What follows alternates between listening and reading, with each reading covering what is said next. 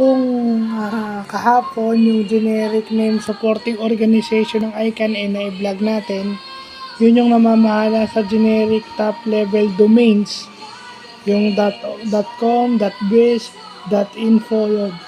Ito naman is address supporting organization. So ito yung nagre-recommend ng policies with regards to internet address management. Yun yung namamahala kung ano dapat yung rules, ano yung bawal sa mga addresses, sa mga internet addresses. Lagay na lang natin sa ganun. Ganun lang naman siya kasimple.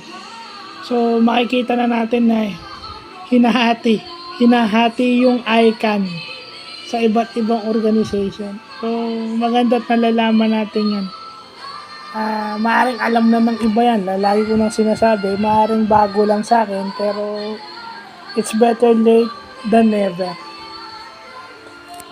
So, yun lang po.